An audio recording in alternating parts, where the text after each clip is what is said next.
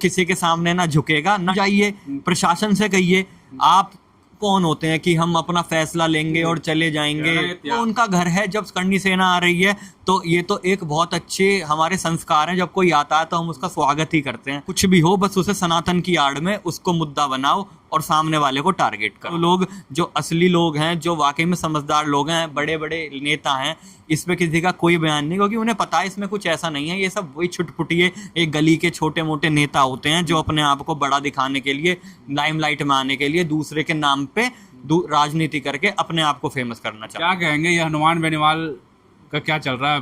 करनी सेना से माफी क्यों नहीं मांग लेते ये? देखिए, मैं सबसे पहली बात आपको कह दूं कि जो हनुमान बेनीवाल हैं उन पर जो लोगों ने जाट जाट जाट का टैग लगा रखा है, दरअसल में हमारी भारतीय राजनीति की ये सच्चाई रही है। जब भी कोई राजनीतिक या राजनेता संघर्षों से जीवन में आगे बढ़ता है तो हमेशा कुछ असामाजिक तत्व जो जीवन में कुछ नहीं कर पाते वो उसको घेरने की और उसकी राजनीति को डाउन करने की बहुत कोशिशें करते हैं। तो जो हनुमान बेनीवाल जी हैं उन्होंने कोई ऐसी गलत बात नहीं कही जिससे किसी को ठेस पहुंचे। तो जब उन्होंने कोई गलत बात कही नहीं तो फिर माफी किस बात की मांगे? ठेस नहीं पहुंची तो करनी सेना आ क्यों रही है? स्वाभिमान यात्रा कर रही है। पहली बात आप बताइए, करनी सेना है कौन? इसका कहाँ से, ये इसका संस्थापक, इसकी संस्था कहाँ से हुई, ये कहाँ से बनी, क्या थी? दरअसल में आज के टाइम में हमने देखा है कि जो लोग कुछ नहीं करते ना तो वो लोग एक संस्था बना लेते हैं, कुछ भी बना लेते हैं, और ये कुछ ही लोग होते हैं जो समाज के नाम पे पूरे उसमें समाज में असामाजिकता जो है फैलाते हैं।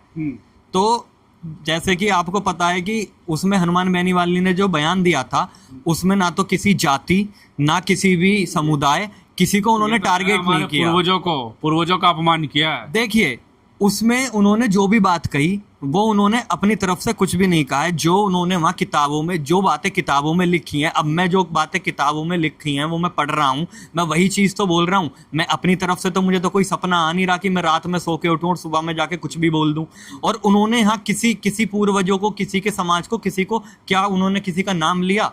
ये तो कुछ लोग हैं जो जबरदस्ती का इसे मुद्दा बनाना चाहते हैं। कुछ लोगों की आदत हो गई है कि बस किसी भी एक आदमी को पकड़ो और उसके पीछे लग जाओ और अपनी राजनीति चमकाओ। अब तो 8 तारीख को जो करनी सेना जा रही है तो हनुमान बेनीवाल के समर्थन में जाट, गुर्जर, यादव और क्षत्रिय समाज भी आ चुका है। अब देखिए, हनुमान बेनीवाल जी जो हैं वो हमेशा, हमने देखा है, वो हमेशा छत्तीस बरादरी की बात करते हैं। गरीब, मजदूर, किसान, उनके साथ सिर्फ जाट, यादव, गुर्जर ही नहीं, जो क्षत्रिय भाई हैं हमारे वो भी उनके साथ हैं।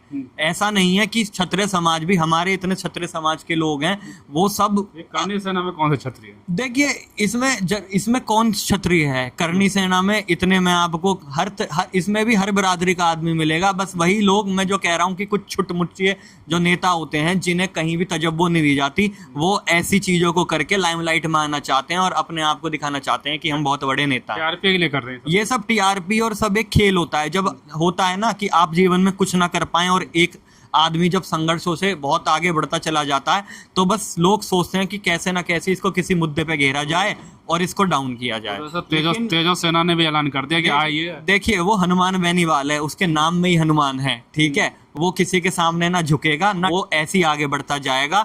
और अभी तो उसका संघर्ष बहुत लंबा है और देखना आने वाले समय में वो सबके लिए, वो गरीब, मजदूर, किसानों की बहुत बड़ी आवाज बनेगा। लेकिन करनी सेना जो 8 तारीख को आह्वान कर रही है वहाँ पे, उसके खिलाफ मतलब हनुमान बेनीवाल के समर्थन में तेजो सेना राजस्थान में उन्होंने कह दिया कि आप आइए, आप आइए, बैठिए, आपका स्वागत है। देखिए, अगर जिसको भी, जो भी समझदार व्यक्ति होगा, अगर मुझे किसी से दिक्कत होगी तो मैं कानून का सहारा लूंगा। हमारे संविधान में दिया गया है ये राइट सभी को कि भाई जब हमें किसी से दिक्कत परेशानी होती है तो हम कानून का सहारा ले सकते हैं। वहाँ की राज्य सरकार है, वहाँ की, वो उस पर कोई भी कार्रवाई करें। आपको कोई समस्या है तो आप सरकार से कहिए, कोर्ट जाइए, प्रशासन से कहिए। आप कौन होते हैं कि हम अपना फैसला लेंगे और चले जाएंगे?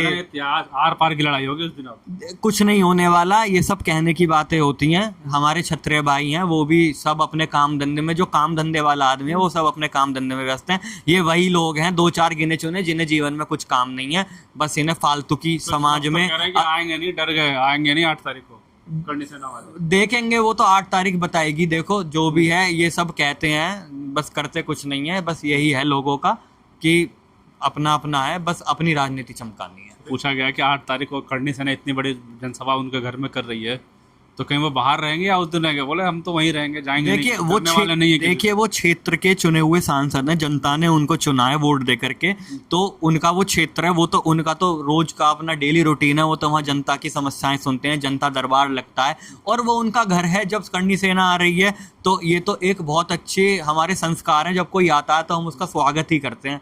हम ये तो कहेंगे नहीं आप मत आइए, जब कोई हमारे यहाँ आता है तो हम उससे कहते हैं आइए आपका स्वागत है। Ultimate तो देखा उन्होंने वो तो अल्टीमेट दें, कुछ भी दें, सही बात है, अच्छा है ना। क्या पता हनुमान बेनीवाल जी को कुछ काम होता तो वो उस दिन वहाँ रुकेंगे और उनका स्वागत करेंगे। ये भी कहा जा रहा है कि अब तो करनी सेना से यहाँ पे समाजवादी यहाँ सहारनपुर में किया, बेटियों कह रही हैं कि ये कहीं ना कहीं सनातन का भी अपमान कर दिया। देखिए इसमें आपको कहाँ से सनातन का अपमान लगता है? वो आदमी, उसको भी सर्व समाज ने ही नेता चुना है, तो इसमें ना उन्होंने किसी को गाली दी, ना उन्होंने किसी की तरफ उंगली उठाई, उन्होंने तो सिर्फ वही बात कही है जो इतिहास में वहाँ किताबों में लिखी हुई है। उन्होंने तो अपनी तरफ से कोई मनगढ़ंत कहानियां बनाई नहीं है। ये तो आज के समय में बस कुछ लोगों का एक मोटिव हो गया है कि कुछ भी हो बस उसे सनातन की आड़ में उसको मुद्दा बनाओ और सामने वाले को टारगेट करो। ऐसा कुछ नहीं है। देखिए हम जाट हैं, जाट सभी 36 मेरे दोस्त हैं, क्षत्रिय, ब्राह्मण, राजपूत, बनिए, ऐसे सब यादव सब हैं और सब साथ में बैठते हैं, सब चीज करते हैं। हम लोग काम करने वाले लोग कह रहे हैं गलत जगह हाथ डाल दिया, कुछ लोग कह रहे हैं।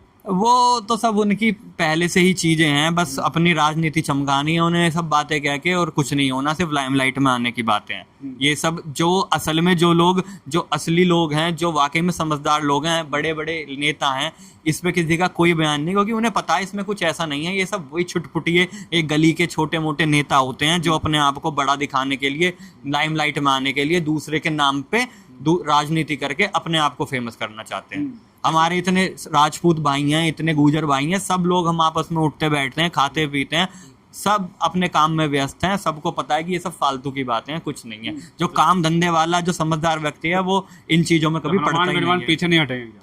वो क्यों हटेंगे पीछे? वो क्यों हटे पीछे? उन्होंने कुछ ऐसा कहा थोड़ी है गलत, उन्होंने जो किताबों में पढ़ी बातें हैं वो बोली हैं, तो इसमें कोई हटने और डरने वाली तो कोई बात ही नहीं है। और वो क्षेत्र के नेता हैं, क्षेत्र के सांसद हैं, तो वो तो अपने गृह क्षेत्र में ही रहेंगे ना, अपने जहाँ से वो। स्वाभिमान यात्रा बहुत बड़ी स्वाभिमान रैली हो रही है करनी से। देखिए वो उन्हें करने दीजिए, हर आदमी का हक है।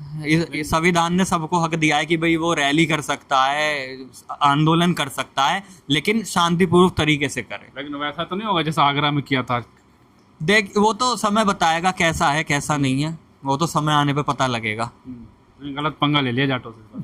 नहीं ऐसा कुछ नहीं है, वो तो बस राजपूत भाई भी सब साथ हैं जाटों के ही, ऐसा कुछ नहीं है। तो बस वही 2-4 गिने चुने लोग हैं जिन्हें कहीं से कुछ तजब्बो नहीं मिलती, तो ये दूसरों के नाम पे अपनी राजनीति चमकाते हैं। बिल्कुल साफ तौर पे जो 8 तारीख को नागौर में क्या होगा क्या नहीं होगा ये तो 8 तारीख को ही पता चलेगा। लेकिन जिस तरीके से अब छत्तीस बिरादरी का समर्थन, यादव, गुर्जर और जाट, ये सब बिरादरी जो समर्थन आ गया हनुमान बेनीवाल का, तेजो वहाँ की सेना है एक, उन्होंने भी ऐलान कर दिया कि हनुमान बेनीवाल के साथ हैं हम, और करनी सेना का स्वागत करते हैं। और ये कह रहे हैं कि वापस नहीं जाइएगा। वहीं जो है करनी सेना भी कह रही है कि अब माफ़ी मांगेंगे, इतिहास रचेंगे, आर पार की लड़ाई होगी।